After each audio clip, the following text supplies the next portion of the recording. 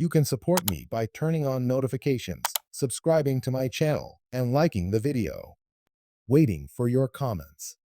The abandoned amusement park's missing children, silent screams echoing instead of laughter, stands as a grim legend whispered among locals in the sleepy town of Nightingale Grove, a place that once drew tourists from miles around to a vibrant, kaleidoscopic carnival of roller coasters, merry-go-rounds, and cotton candy stalls. Decades ago, the Miracle Funfair had been a sparkling jewel of the region, its flashing lights igniting the dusk sky. Families arrived in droves, eager for a day of excitement amid lively music and childish laughter. Then, overnight, it all ended.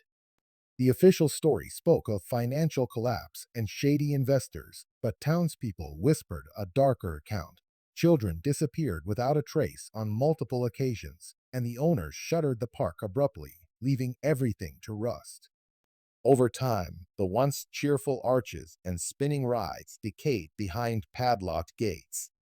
Now, only a sagging sign reading Miracle Funfair remains, the letters chipped away by wind and rain, as though eaten by years of regret.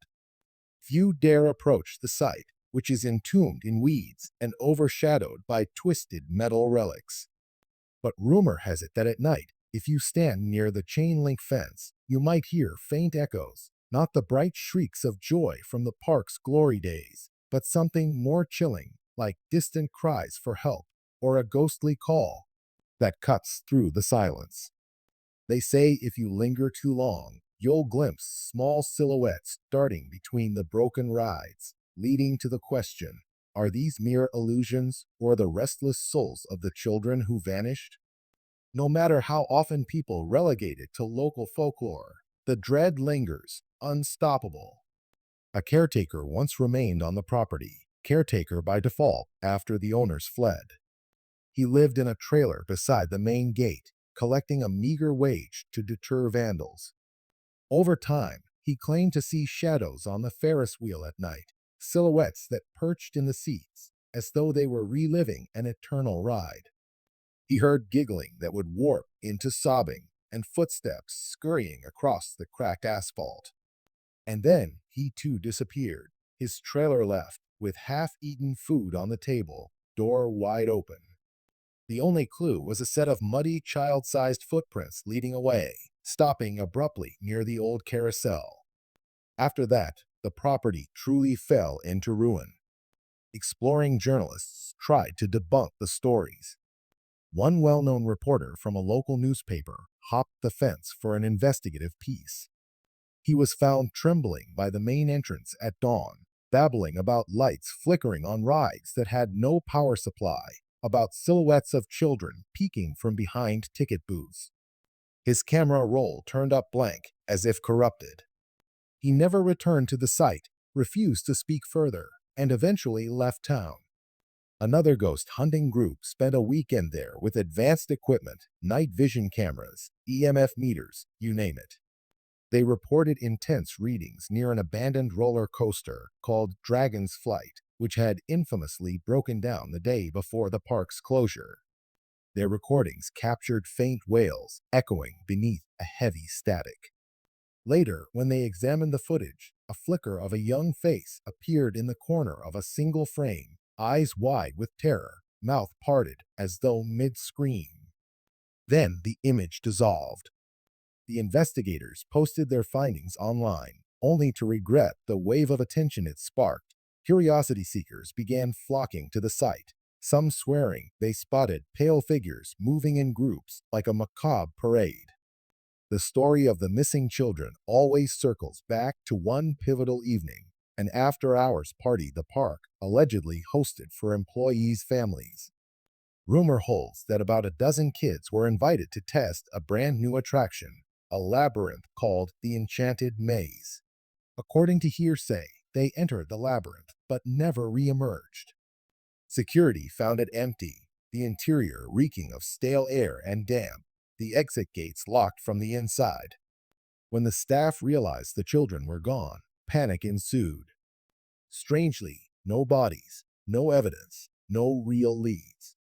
In the official statement, management denied wrongdoing, referencing a supposed kidnapping by outsiders. However, the families never got closure. Some local elders believe the park's miracle name was a dark joke, that it concealed an experiment or cult ritual. Others suspect a sinkhole swallowed an underground portion of the labyrinth. Over decades, this tragedy morphed into a spectral saga that those children roam the deserted grounds, their voices trapped in an endless night, occasionally luring newcomers deeper into the park. Explorers recount how, near the food stalls, an ambient hush takes over, making each footstep echo as though in a vast chamber. Painted clown faces flake off the walls, their crooked smiles morphing into grimaces. The once bright carnival booths stand askew, some collapsed. On certain nights, a breeze stirs old plastic pennants which flap limply, conjuring a forlorn melody that pricks one's nerves. Then the wind might carry a faint echo, reminiscent of a child's laughter, yet strangely warped and hollow. Possibly just the wind swirling across metal scaffolding, or so the rational mind hopes. The Ferris wheel looms as a silhouette against the moonlight, each carriage rusted in place.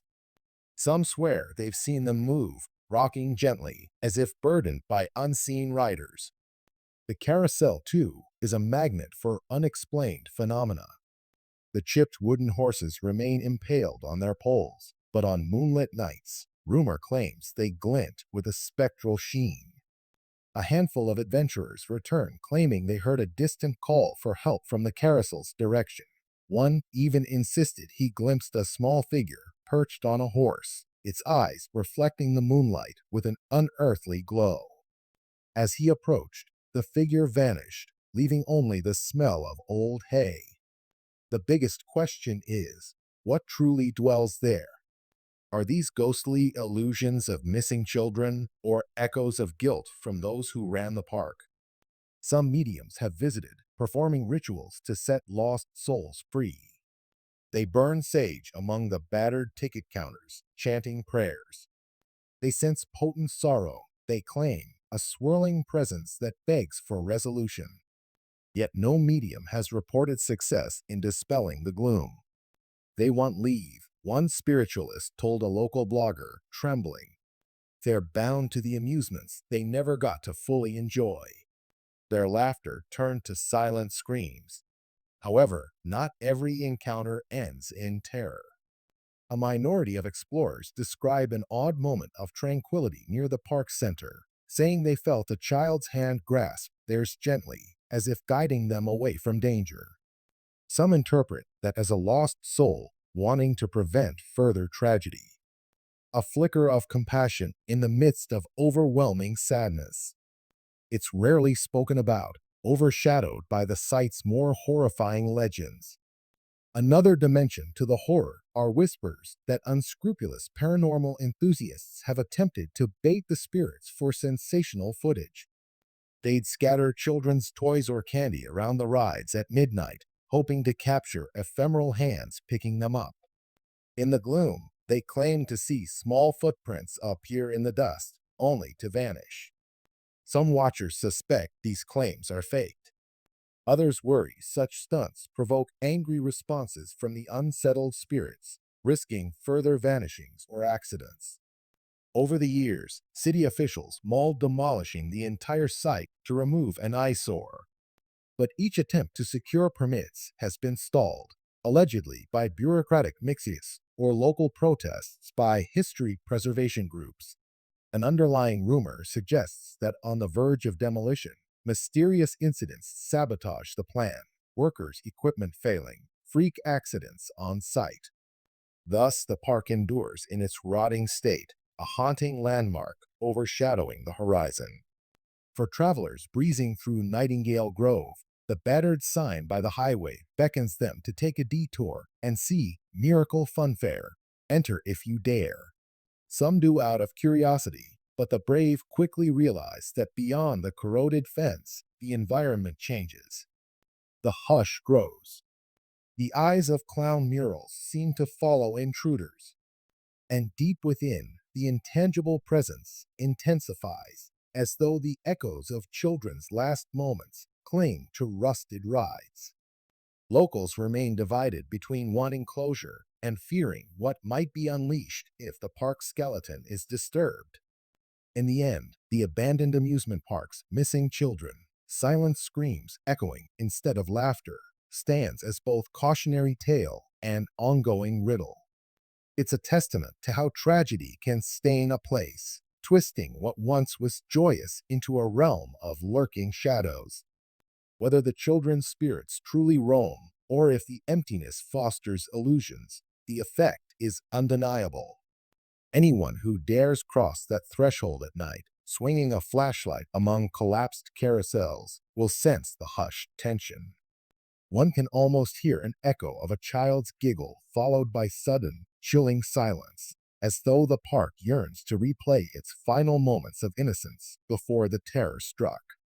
If you ever find yourself at its gates, be sure your heart is steady and your will unyielding, lest the silent screams echo in your mind long after you leave, binding you to that tragic ground.